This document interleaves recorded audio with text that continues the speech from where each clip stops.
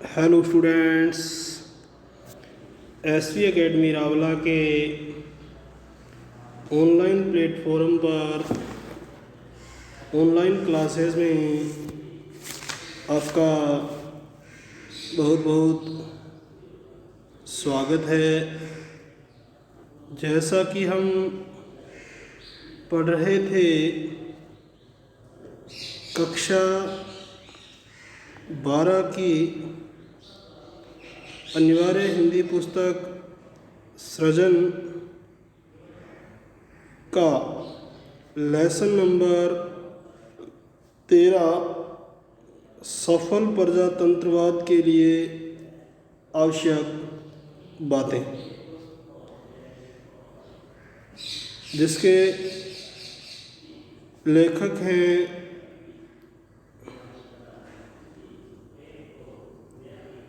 Doctor Bhimrao Ambedkar. Doctor Bhimrao Ambedkar. इसमें हमने पढ़ा था कि किस प्रकार अगर प्रजातंत्र को सफल बनाना है, उसे किस प्रकार सफल बनाया जा सकता है। इसके लिए हमने कल पढ़ा था कि किस प्रकार इंग्लैंड और कनाडा के अंदर किस प्रकार से विरोधी पक्ष को भी बड़ा महत्व दिया जाता है, ताकि वो जो सत्तारूढ़ पार्टी है, जो शासन कर रहा है, जिसकी सरकार चल रही है, उसको किस प्रकार से नियंत्रण में रखना है और उसको तानाशाह बनने से रोकना है। इस प्रकार से हमने इसको पढ़ा था और अंत में हमने पढ़ा था कि प्रजातंत्र की सफलता के लिए किस प्रकार से विरोधी पक्ष का होना एक अनिवार्य शर्त है, ताकि जो शासनारूढ़ पार्टी है, जो शासनारूढ़ दल है, उसको अच्छे शासन के लिए प्रेरित करते हुए तानाशाह बनने से रोकना प्रमुख कार्य है। तो इस प्रकार से हमने इसको पढ़ा था। तो उससे आगे आज हम पढ़ेंगे, क्या आप जानते हैं कि इंग्लैंड में विरोधी पक्ष के लिए, क्या आप जानते हैं कि इंग्लैंड में विरोधी पक्ष के लिए न केवल स्थान है, इंग्लैंड की शासन की बात करता है, इंग्लैंड के लोकतंत्र की बात करता है लेखक, कि न केवल वहाँ विरोधी पक्ष के लिए स्थान ही नहीं है केवल, बल्कि विरोधी पक्ष के कार्य को चालू रखने के लिए, यानी कि जो विरोधी पक्ष है उसके कार्यों को चालू रखने के लिए, लगातार बनाए रखने के लिए विरोधी पक्ष के नेता को सरकारी खजाने से वेतन भी दिया जाता है। उसे एक सेक्रेटरी दिया जाता है, उसे कई सांकेतिक लेखक तथा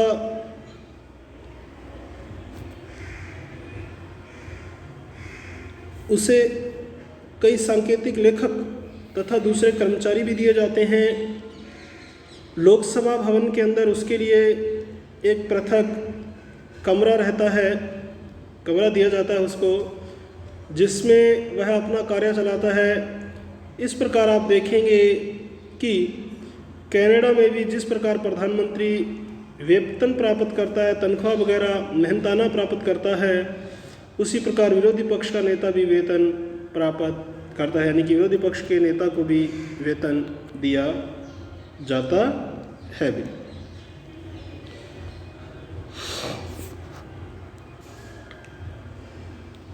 इन दोनों देशों के लोग सोचते हैं कि कोई ना कोई होना चाहिए जो सरकार की गलतियों की ओर भी अंगुली निर्देश कर सके, और वे चाहते हैं कि सरकारी गलतियां बताने का कार्य निरंतर या लगातार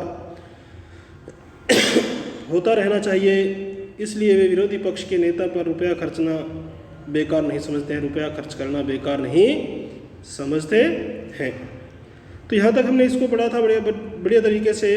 आगे आज हम पढ़ते हैं, मैं समझता हूँ कि एक तीसरी शर्त भी है जो प्रजातंत्र की सफलता की पूर्व आवश्यकता है।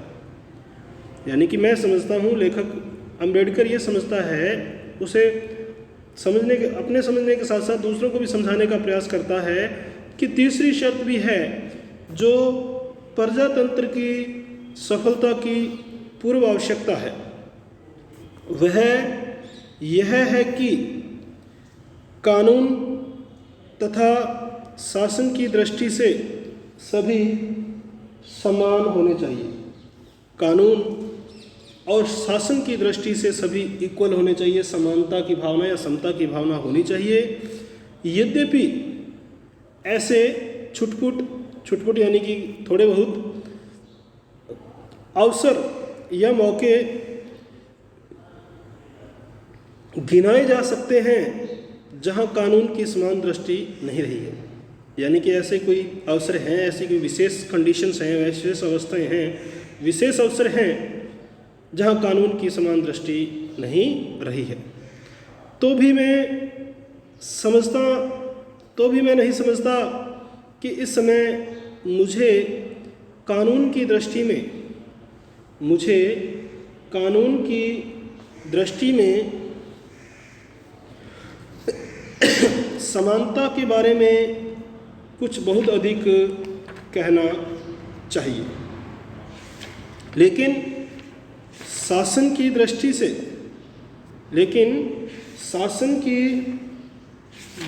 में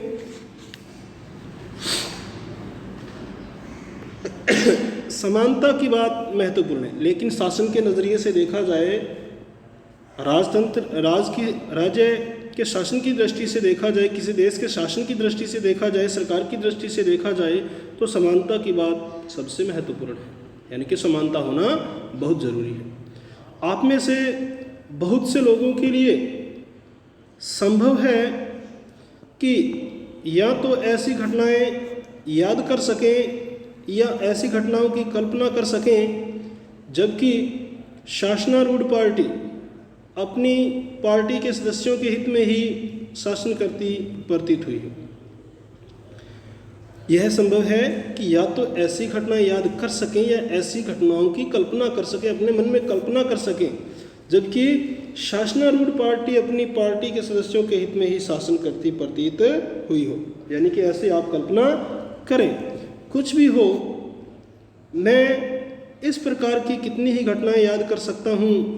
आप कल्पना करें कि एक कानून है जो कहता है कि कोई भी आदमी बिना लाइसेंस के किसी विशेष वस्तु का व्यापार नहीं कर सकता। अब आप कल्पना करें कि एक कानून है जो ये कहता है कि कोई भी आदमी बिना लाइसेंस के किसी विशेष वस्तु का व्यापार नहीं कर सकता, क्योंकि कानून सबके लिए एक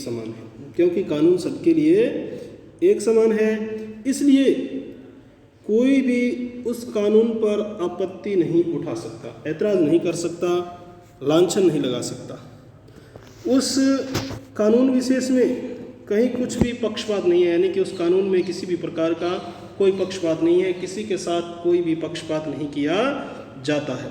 लेकिन हम एक कदम आगे जाएं और देखें कि जब कोई आदमी किसी अफसर, किसी उच्च अधिकारी या किसी मंत्री के पास किसी विशेष वस्तु का, किसी वस्तु विशेष का व्यापार करने के लिए लाइसेंस, यानी कि कोई विशेष वस्तु है जिसको लाइसेंस के बिना हम बेच या खरीद नहीं सकते, तो कोई मंत्री या अफसर के पास कोई व्यक्ति जाता है, किसी वस्तु विशेष का व्यापार करने के लिए लाइसेंस मांगने के लिए जाता है, अथॉरिटी मांगने के लिए जाता है। मैं नहीं जानता, लेकिन लगता है कि एकदम संभव है, परंतु लगता है कि एकदम संभव है कि मिनिस्टर सबसे पहले उसकी टोपी की ओर देखे कि वह किस रंग की टोपी पहने हुए है। यदि वह ऐसी टोपी पहने हुए है कि जो उसे अच्छी लगती है, तो उसे निश्चय हो जाता है कि वह उसकी पार्टी का आदमी है। यानी कि यहाँ पक्षपात की बात आ जाती है। यानी कि टोपी देखने का मतलब है, यानी कि उसके डील डॉल को, उसके हाव भाव को देखना, उसकी मानसिकता को पढ़ने का प्रयास करना कि ये व्यक्ति अपनी ही पार्टी का है। अब एक दूसरा आदमी जाता है जो दूसरी तरह की पोशाक पहने हुए है या दूसरी पार्टी का है। वह मिनिस्टर पहले आदमी को लाइसेंस दे देता है और दूसरे को क्या कर देता है, इनकार कर देता है। यानी कि यहाँ पक्षपात की बात आ गई है। वह मिनिस्टर क्या करता है, पहले आदमी को लाइसेंस दे देता है, दूसरे को इनकार कर देता है, मना कर देता है। शासन की दृष्टि में दोनों आदमी, शासन की दृष्टि से अगर देखा जाए, प्रशासनिक दृष्टि से देखा जाए, शासन की दृष्टि से, सरकार की दृष्टि से देखा जाए, तो दोनों आदमी लाइसेंस लेने के समान रूप से अधिकारी हैं। दोनों जो व्यक्ति हैं जो लाइसेंस लेने के लिए जा रहे हैं, दोनों ही समान रूप से अधिकारी हैं। किसी सुविधा विशेष का दिया लिया जाना एक छोटी सी बात है। किसी सुविधा विशेष का दिया लिया जाना एक छोटी सी बात है, और इसका प्रभाव संभवतः थोड़े से लोगों पर ही पड़ता है, और इस प्रकार का जो प्रभाव है वो बहुत ही कम लोगों पर पड़ता है।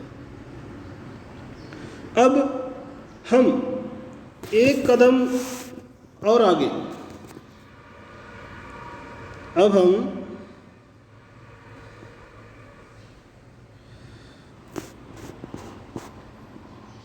एक कदम और आगे बढ़ें और देखें कि जब ऐसा भेदभाव शासन में प्रविष्ट हो जाता है या शासन के अंदर आ जाता है, शासन में ऐसा भेदभाव प्रविष्ट हो जाता है, यानी कि प्रवेश कर जाता है, तब क्या होता है? मान लीजिए कि किसी पार्टी के किसी सदस्य ने कोई अपराध किया है। मान लीजिए कि किसी पार्टी के किसी सदस्य ने किसी प्रकार का कोई अपराध किया है, गुनाह किया है, उसके विरुद्ध काफ़ी गवाही है और उसके विरुद्ध काफ़ी गवाह भी हैं, साक्षी भी हैं, उस पर मुकदमा चल रहा है, अभियोग चल रहा है, यानी कि केस वगैरह दर्ज हुआ है, उसमें मुकदमा चल रहा है। अब उस इलाके में उस पार्टी का मुखिया मजिस्ट्रेट के पास जाता है, और अब उसी इलाके में उस पार्टी का जो मुखिया है मजिस्ट्रेट यानी कि न्यायाधीश के पास जाता है और जाकर कहता है कि इस आदमी पर मुकदमा चलाना ठीक नहीं, क्योंकि यह पार्टी का आदमी है। और वह मुख्य मजिस्ट्रेट के पास जाता है और जाकर क्या कहता है कि इस आदमी पे मुकदमा चलाना ठीक नहीं है, क्योंकि यह हमारी पार्टी का आदमी है। या आगे बढ़कर यह भी बात कहता है, और अगर इसी से काम नहीं चलता तो आगे ये भी बात कहता है कि यदि आप मेरी बात नहीं मानोगे तो मैं इस बात की सूचना मिनिस्टर को दे दूंगा, यानी कि मंत्री को भी दे दूंगा, और यहाँ से आपका तबादला या ट्रांसफ़र अन्यत्र कर दूंगा, किसी अन्य स्थान पे करवा दूंगा।